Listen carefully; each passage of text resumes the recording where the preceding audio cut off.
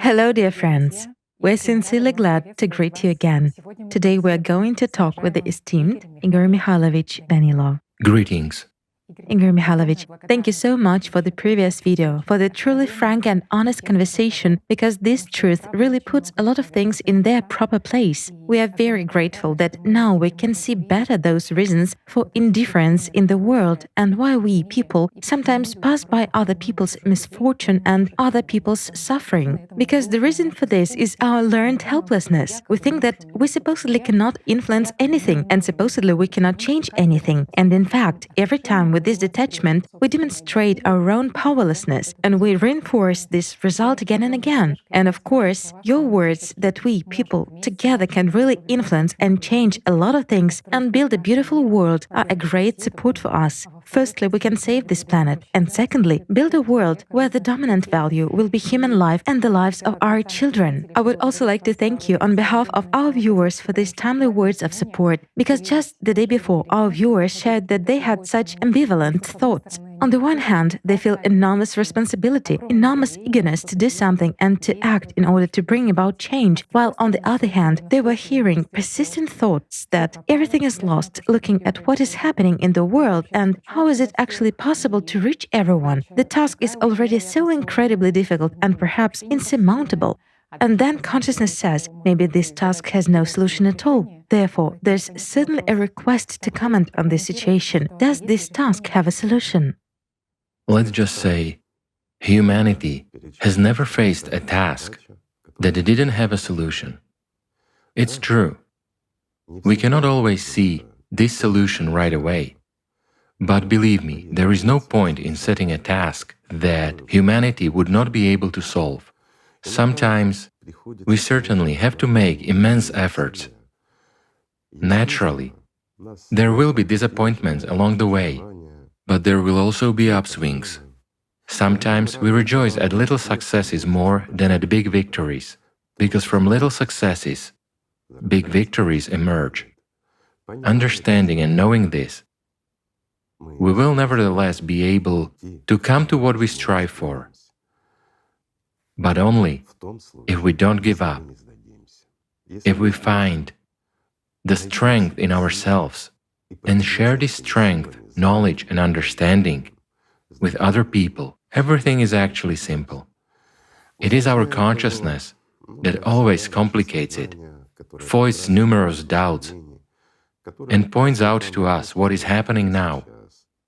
And there is an understanding that less and less time remains with every day lived aimlessly, with every day where we failed to fully implement all our opportunities. We feel and understand that we have missed something. Hence, there arises our pessimism regarding the picture of the world as a whole. But on the other hand, it is possible to understand such people too in whom this doubt arises. When they look at their own children, when they look at what is happening outside their window and what is happening across the world, how much climatic changes are gaining momentum and what's going on in the world on the whole, taking into account wars and all the geopolitical perturbations happening nowadays, ambiguity and uncertainty about tomorrow, and of course, the climate is drastically aggravating day by day. Indeed, we see what is now happening all over the globe: floods, earthquakes, and many other large-scale events that are only getting worse. So naturally, such apathy may overwhelm us when we just want to give up. But is it worth giving up? A simple question. If we give up, then what's the point? We have an opportunity to really solve the tasks set before us. The only question is how effective and what kind of a solution it will be in general. I would put it this way. Let me explain. Just look, friends, as of today, our task is simple. If we don't take any countermeasure against what causes the changes that we see on our planet, Meanwhile, the cause lies in the external influence coming from outer space onto our planet, onto what is inside our planet. Naturally, there is a tremendous release of energy. As we know, the ocean is losing its functions, those which it used to perform for millions and millions of years, and this certainly causes those events in which we are already living. It is clear that people don't want to hear. This is a natural human reaction. We shouldn't take offense at them either, and we shouldn't despair. But, on the other hand, we should convince them somehow. We should not even convince, but explain. After all, we are telling the truth. We are calling things by their proper names. Every normal, sensible person actually sees what's going on. Clearly, there are also those who say that the climate is not changing, but this is fear. This is their inner fear, and one of the forms of self-protection is denial of what is obvious. However, smart people see and understand, and they are aware of where it's all heading. A proper explanation to them of cause and effect relationships can actually help us with our solution. The question is, do people really want to change the format of society? In this case, the question is really different. Why? Because it means another fear. Not only are global climatic changes taking place, and we tell people that the world is changing anyway, it's not the same as it used to be. The world is certainly not the same as it was 10 years ago. Today, major world politicians are already saying that the world is really changing and we will have to live in new conditions. I like their optimism. The statement that the world is changing is wonderful, but the fact that we'll have to live in new conditions fills us with a kind of optimism. You have to agree that life will be preserved, and many people understand that it should be this way. It's illogical for humanity to end its existence. People want it to be preserved. But the truth, is very cruel, because we are very cruel. We as people are really irresponsible, cruel, and greedy. That's why the world is such. But everything can be changed if we have such a desire. And I'll give you a simple example. Yes, it is difficult to solve especially such serious tasks when the whole world and other people are involved. A simple example. Let's imagine, friends. Yes, let's fantasize and use our own imagination a little bit. And let's say that we, without relying on anyone, are very well aware that politicians don't have time for the climate. They have serious problems. All over the world, in nearly all countries, scientists don't have time either, because they are busy doing whatever they can to survive. But the climate is changing. It is a real threat to our children and to ourselves as well. So, in the current situation, our friends, our scientists, are finding at least some solution, or a realistic solution that can indeed change the situation for the better, stop it, or even protect our planet from climate change. And this raises another question, a moral and ethical one. Do we actually have a right to use the technology that we have created, for example, to stop destructive climate change? A simple question. Yes, we can save the planet, but do we have the moral right to do it without coordinating it with all the people, with the whole world, with those very leaders of different countries? After all, it concerns them as well. If there is no approval from them on that, and if there is no people's support, a good question, isn't it? And it seems that the lives of our children, their countries, and the whole world depend on this. Yet it turns out that we do not have such a chance. That's a paradox. If we use these technologies to save our own lives, then we will use them against the will, wishes and aspirations of the rest of the people, while they are the majority. So what should we do in this situation? And that's another task. To use the technologies of such a level. Of course, because again, technologies of such a level, as you say, are aimed at protecting our planet. But this is something new and absolutely unexplored. And theoretically, yes, it can serve, let's say, as a shield against this external cosmic influence. But what will be the consequences? And here, people will have a question. You, when trying to protect our planet, you used technologies that could cause people and countries to suffer. After all, is such a thing possible? It is. Why? We don't know the effect it will actually have. In theory, yes, everything should be fine. But let's imagine that we have about 10 years, from 5 to 7 years of relatively quiet life. But if this technology is not used in time, it will be pointless. Whereas if it is used in time, are we sure that it will not accelerate the processes that are quite destructive even for a part of the population of our globe? Look, on the one hand, in order to save the larger part of humanity, we can sacrifice the smaller part. But who said that we should sacrifice, for example, the life of your child? After all, this is wrong. Or to sacrifice your life. This is wrong. After all, none of us want to be sacrificed. This is really so, in order for the rest of the community to live. So how should we deal with this situation without getting approval from people? A simple question. Meanwhile, there is another way: to bring these technologies to public discussion, to involve scientists and to involve powers that be. But these technologies are associated with new discoveries in physics, and based on these technologies, nuclear weapons already become something like, a plastic shovel in a children's sandbox. This is true. This is indeed true.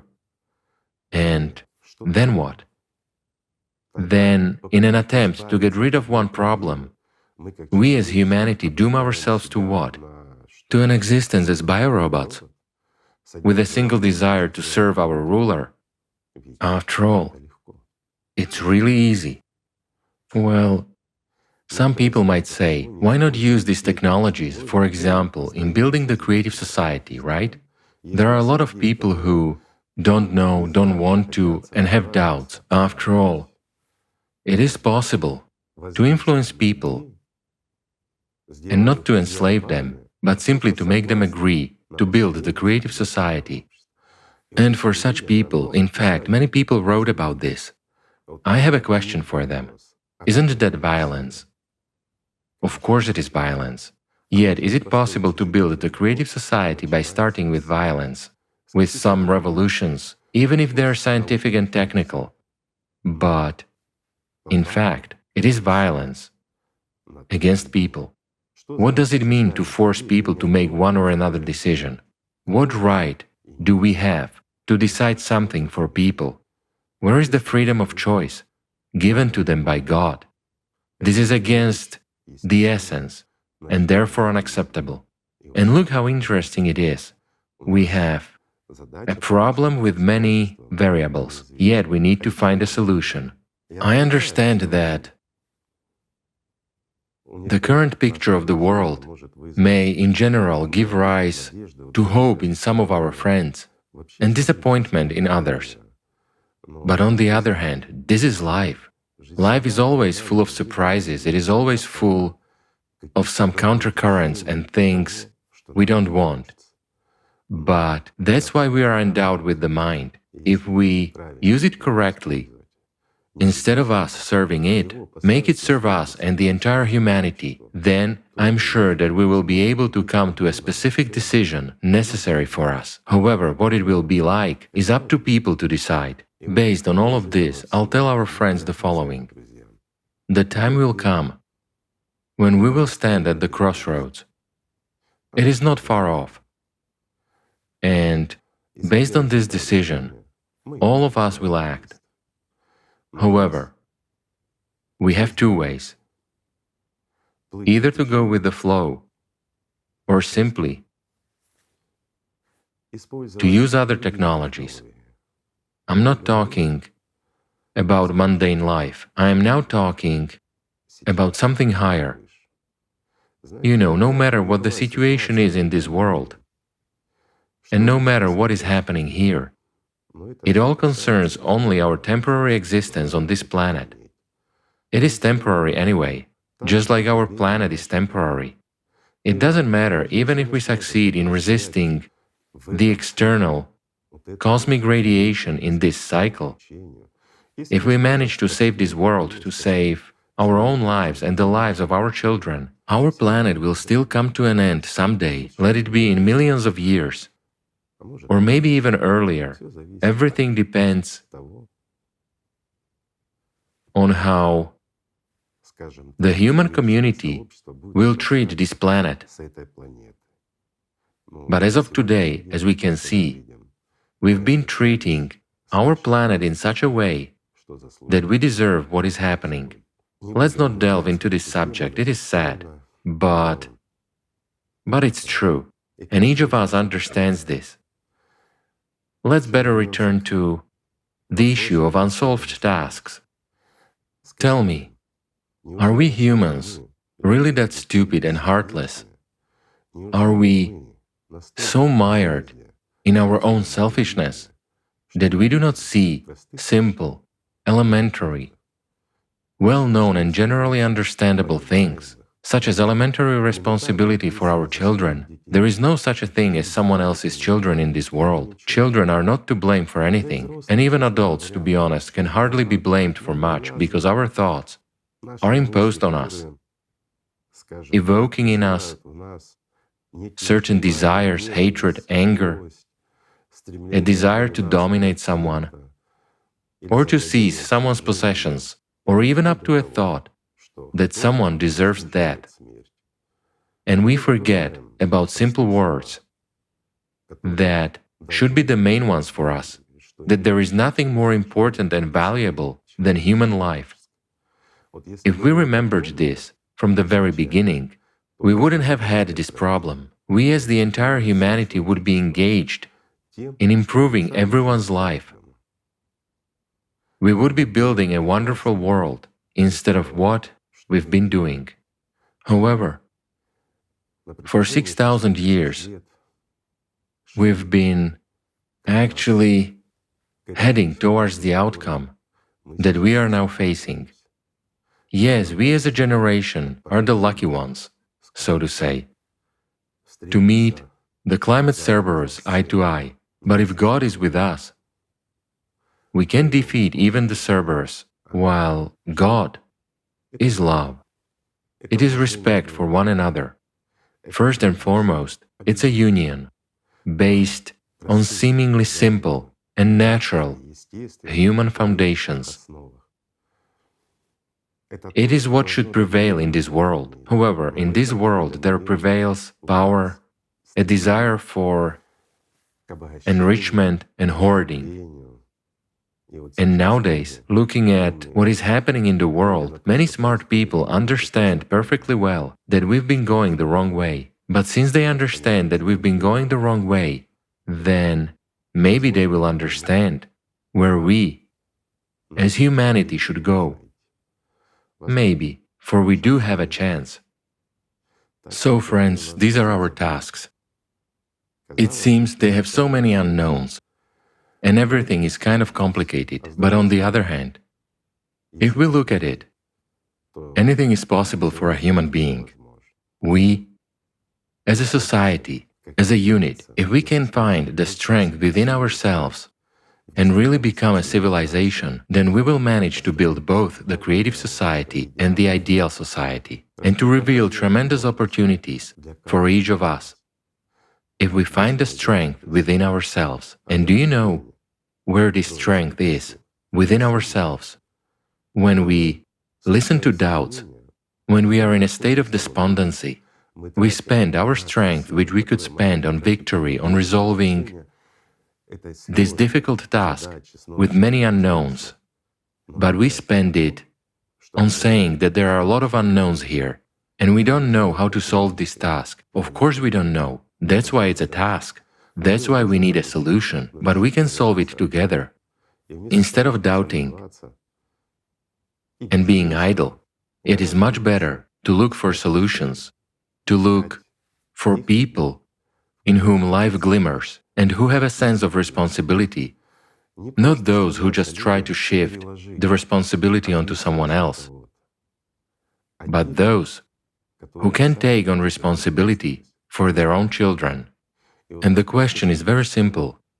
Will we be able, as humanity, to take responsibility, or will we continue to look for someone else to shift this responsibility onto? If we continue to do everything as we've been doing to this day, if we shift the responsibility for our future and for our children onto those whom we endowed with power over ourselves, then we understand very well that nothing will change.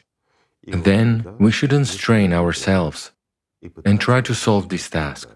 Then it is better to engage in personal spiritual development according to your religion, your desires and aspirations. This is at least some chance. A chance to gain life eternal. This is also good, especially when the world is in such a state of hopelessness. But whether there will be hopelessness or a solution depends on our choice. So there can simply be no unsolvable tasks, friends. It all depends on us. Thank you. Thank you very much. Thank you, friends. Peace be with you, and God's love.